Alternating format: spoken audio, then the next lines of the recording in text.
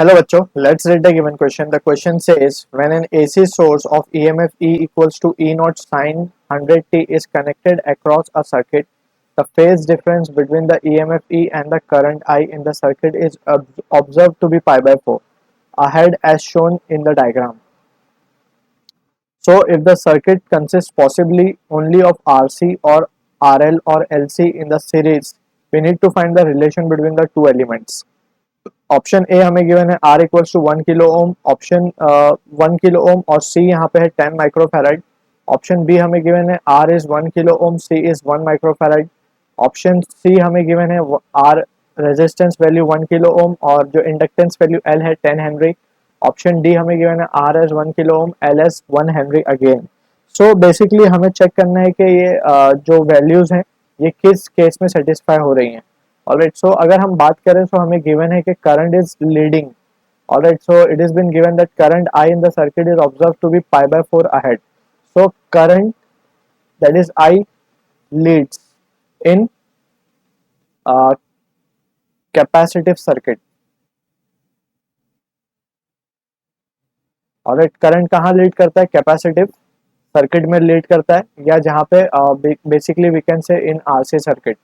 तो यहाँ पे जो एल वाले ऑप्शन है we can straight away neglect those, that is C option और डी ऑप्शन को हम निगलेक्ट कर सकते हैं. So among A and C, A and B, one is correct answer.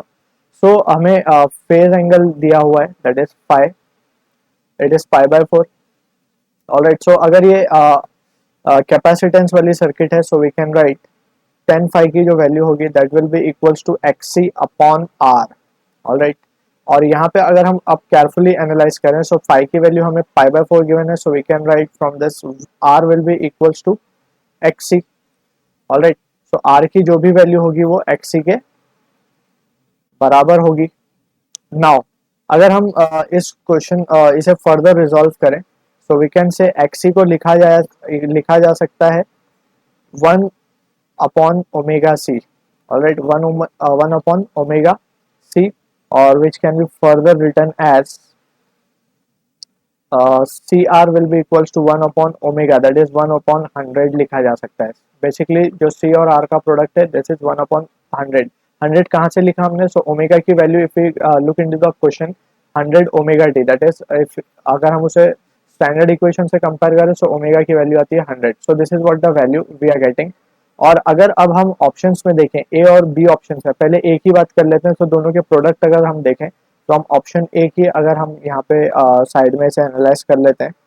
So from option A R जो है 1 kilo ohm है.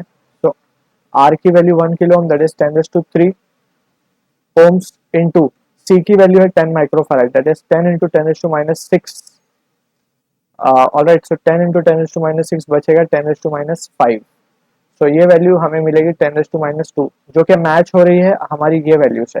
Alright, और ये value we can straight away से कि ये गलत आएगी. सो वी कैन से हमारा जो ऑप्शन ए है it is the right answer to this question. I hope you understood it well. All the best.